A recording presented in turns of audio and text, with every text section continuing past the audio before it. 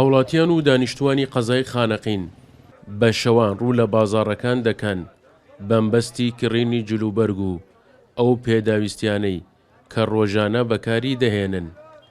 ئەمەش لە کاتێکدایە بە ڕۆژدا بەهۆی بەرزی پلەکانی گەرما و هاتنی مانگی ڕەمەزانی پیرۆزەوە کەمترین هاوڵاتی سەردانی بازاڕ دەکەن. بەڕۆژ بێتە ناو شار چۆڵە دوکان داخراوە لەبەر ئەوە خەڵک بە شەوانە ڕووەکەنە ناو شاری خانەقین وەکو پێش چەند ڕۆژێ پێش جەژن خەڵک خەریکی پێداویستی جەژنە نەسێنەیە بۆ مناڵانیان بۆ هینیان وەڕاستی شاری خانەقین ئەم شێوازە کللتورە هەر بەردەوامە لە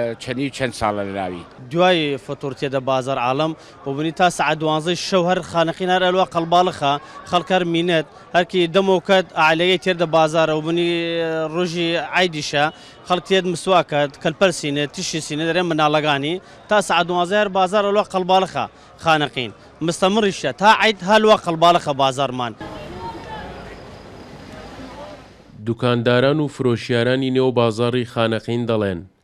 لەم ساڵدا بە بەراورد بە ساڵانی ڕابردوو کەمتر هاوڵاتیان ڕوو لە بازاڕەکان دەکەن چونکە لەلایەک ناجێگیری نرخی دینار و لەلایەکی ترەوە کۆرۆنا کاریگەریان هەبووە لەسەر بازاڕ. ئەی وەزع ساتە اختیلاف کردووە بێن ئەو ساڵاگانتر ساڵانی خازی و بازاری ساتە الحەمدوللا شکر بازارەکە لەوە هاتێسە بێ دۆلار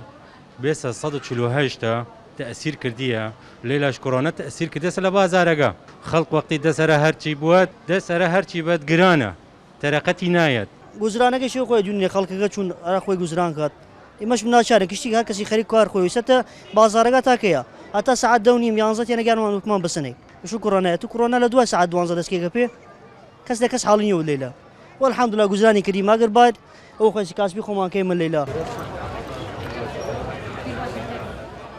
ساڵانە لەگەڵ هاتنی مانگی ڕەمەزان هاوڵاتیان و دانیشتوانی قەزای خانەقین وەک نەریتێک بە شەوان ڕوو لە بازاڕ و مۆڵ و شوێنە گشتیەکان دەکەن وەکەوەی هاوڵاتیان خۆیان ئاماژەیان بۆ کرد ئەوەی ئەم ساڵ لە ساڵانی ڕابردوو جا کردوێتەوە لەلایەک بەرزبوونەوەی نرخی کەلوپەل و پێداویستیەکان و لەلایەکی تریشەوە بڵاوبوونەوەی کۆرۆنا وای کردووە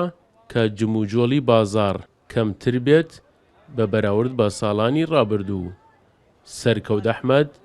کورسات نیوز، خانەقین.